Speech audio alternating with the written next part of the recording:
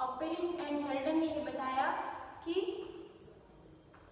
अर्थ पर आज के कंपैरिजन में जो पहले की जो अर्थ की कंडीशन थी, यानी कि जब अर्थ बनी तब उस कंडीशन में और आज की कंडीशन बिल्कुल डिफरेंट है।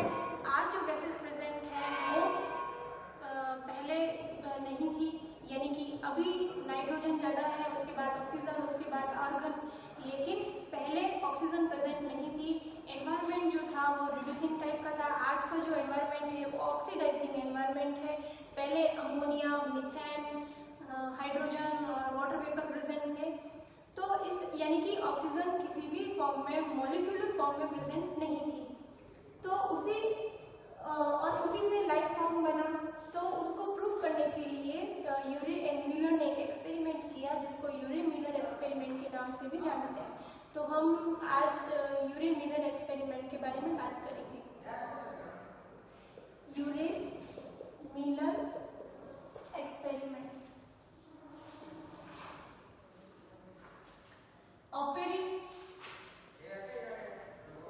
के according ammonia, methane, hydrogen, water vapour ये सारी प्रेजेंट थी।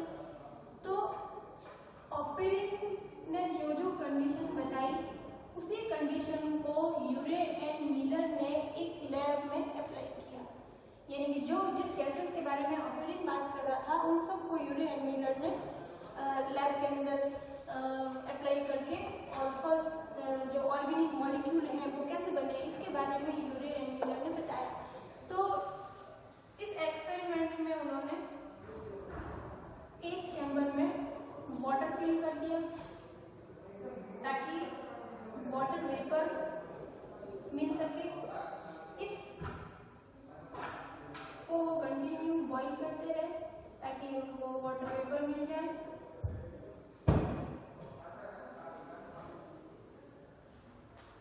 आगे उन्होंने एक चैम्बर, बड़ा चैम्बर, जिसके अंदर उन्होंने वो सारी गैसेस भर दी जिसके बारे में ऑपेरिन बात कर रहा था, यानी कि कौन कौन सी गैसेस? अमोनिया, मीथेन और हाइड्रोजन। और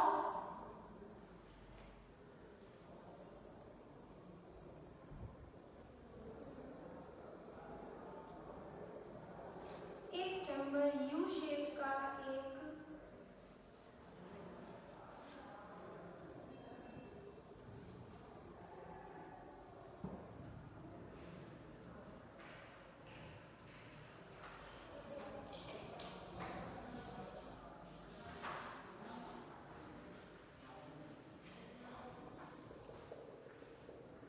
एक यू शेप की ट्यूब यहाँ उन्होंने ले ली। यहाँ उन्होंने कंडेंसर लगा दिया, यानी कि ताकि यहाँ आने वाले जो वाटर है वो कूल होता रहे। तो अमोनिया, मीथेन, हाइड्रोजन ये तीनों उन्होंने एक चैम्बर में भर दिया। और ऑपेरिन ने ये बताया था कि उस टाइम कंटिन्यू लाइटनिंग हो रही थी, थंडरस्टॉर्म, यूवी रेज, ये सारी एनर्जी प्रोवाइड करवा रही थी ऑर्गेनिक मॉलिक्यूल बनने के लिए।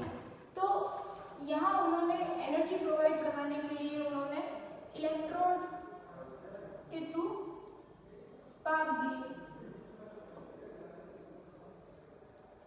अब यहाँ से वाटर को कंटिन्यू बॉईल करते रहे। यहाँ से वाटर वेपर यहाँ एंटर करते हुए इस चैम्बर में पहुंची और यहाँ वाटर के साथ साथ ये धीरे धीरे प्रेसिपिटेट होते रहे और इस यू शेप की ट्यूब में आए और यहाँ आके यहाँ उसने देखा कि एक रेड कलर का लिक्विड उसको मिला।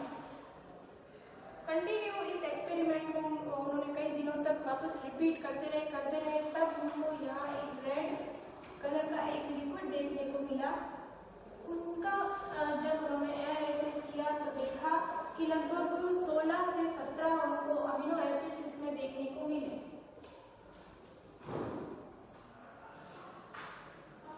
ग्लाइसिन, ग्लूटामेट, एलिनिन ये सारे।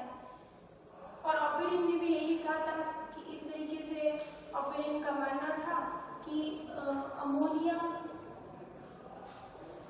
मीथेन और वाटर वेपर इन्होंने मिलके अमीनो एसिड बनाए, यानी ये अमीनो एसिड उनको यहाँ मिल गए। लेकिन ऑपेरिन के अकॉर्डिंग अमीनो एसिड्स मिलके प्रोटीन बन गए। बहुत सारे अमीनो एसिड्स आपस में अरेंज होकर प्रोटीन बना लिए, लेकिन उनको यहाँ कहीं पर भी मोनोमर फॉर्म तो देखने को मिल गई, लेकिन पॉलीमर फॉर्म देखने को नहीं मिली। यानी कि एक तरीके से ऑपेरिन के इस जो थ्योरी थी उनमें कहीं ना कहीं आप देख सकते हैं कि पूरी तरीके से इन्होंने जब एक्सपेरिमेंट किया तो ऑपेरिन के अकॉर्डिंग यहाँ प्रोटीन बनना चाहिए, कार्बोहाइड्रेट बनना चाहिए, लिपिड बनना चाहिए, क्योंकि उसी से फर्स्ट लाइफ फॉर्म बनता है। लेकिन यहाँ हमको प्रोटीन, कार्बोहाइड्रेट, लिपिड देखने को नहीं मिले, जबकि अमीनो एसिड्स जरूर देखने को मिले। तो अब यूरे एंड मिलर ने ये कहा कि हो सकता है कि जो ऑपेरिन कह रहा है वो कुछ हद तक सही है, लेकिन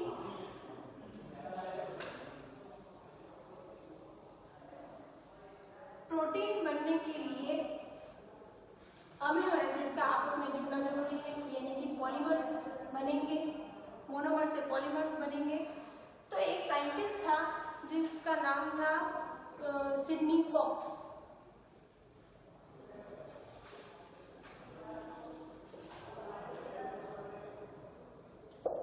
सिडनी फॉक्स ने इसी एक्सपेरिमेंट के अंदर कुछ चेंजेस किए, यानी कि उन्होंने इन सब के अलावा ये अमोनिया, मीथेन, हाइड्रोजन, ये वाटर वेपर, इन सब के अलावा उन्होंने एक एलिमेंट को लिया, सिलिका। सिलिका लेने के बाद जो ऑपेरिन हेल्टन की जो थ्योरी थी उनमें उसमें पूरी तरीके से एक टर्न आ गया। वो कैसे कि इनका मानना था कि ऑपेरिन ये कह रहा है कि फर्स्ट लाइफ फॉर्म है वो ओपन ओशियन में हुई, यानी ये हॉट डाइल्यूट सूप के बारे में ऑपेरिन ने बात की थी कि ओशियन के अंदर इस तरीके से एक हॉट डाइल्यूट सूप बना और उसमें फर्स्ट लाइफ फॉर्म बनी। लेकिन यूरे मिलर इसके अकॉर्डिंग, जो यूरे मिलर ने जो एक्सपेरिमेंट किया उसके अकॉर्डिंग बन जाने चाहिए थे, पॉलीमर्स बन जाने चाहिए थे, लेकिन बने नहीं। वो क्यों नहीं बने? तो सिडनी फॉक्स ने क्या किया कि सिलिका यूज किया यूरे मिलर एक्सपेरिमेंट में। तो उन्होंने देखा कि अब जो है वो पॉलीमर्स बनने लगे। तो उन्होंने इनसे ये कंक्लूजन निकाला कि ऑपेरिन का मानना था कि ओपन ओशियन के अंदर लाइफ फॉर्म बनी, लेकिन इनका मानना था कि ओपन ओशियन में लाइफ फॉर्म न बन के उसके किनारे पे यानी कोस्ट पर ही फर्स्ट लाइफ फॉर्म की फॉर्मेशन हुई। क्योंकि सिलिका जो है उसने टेम्पलेट का रोल प्ले किया होगा और इस तरीके से ये जो हॉट सिलिका ने एक टेम्पलेट की तरह काम किया और इसमें आके अमीनो एसिड फिक्स हो गए और उनके आपस में बॉन्ड बन गए और प्रोटीन बन गया। तो इनका मानना था कि जो फर्स्ट लाइफ फॉर्म है वो ओपन ओशियन में ना होके ओशियन के किनारे पे हुई, यानी कोस्ट पे हुई, ताकि आराम से सिलिका एक टेम्पलेट प्रोवाइड कर सके और उसमें अमीनो एसिड आके फिक्स हो जाए जिसको जहां फिक्स होना है और आपस में बॉन्ड बना के प्रोटीन की फॉर्मेशन कर दी। तो इस तरीके से इन्होंने ये सारी चीजें बताई, यानी कि अब मोनोमर से पॉलीमर बन सकते, ये कंडीशन थी। अब यानी कि अभी तक जो साइंटिस्ट थे उनका मानना था कि जो फर्स्ट लाइफ फॉर्म बनी उनमें सबसे पहले जो बना वो था प्रोटीन, यानी कि सबसे पहले प्रोटीन इस दुनिया में आया। लेकिन बाद में एक थ्योरी है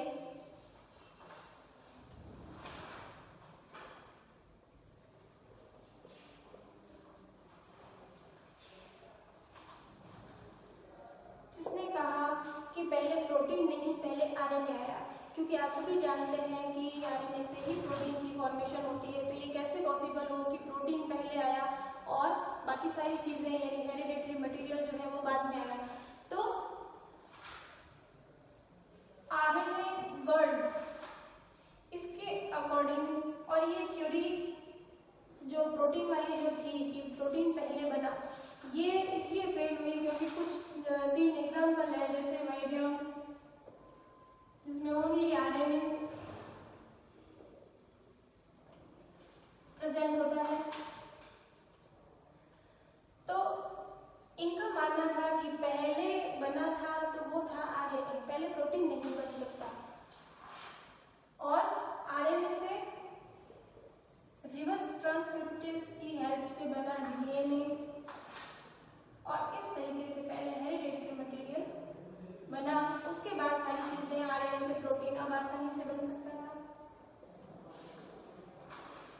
और उसके बाद सारी चीजें बनी।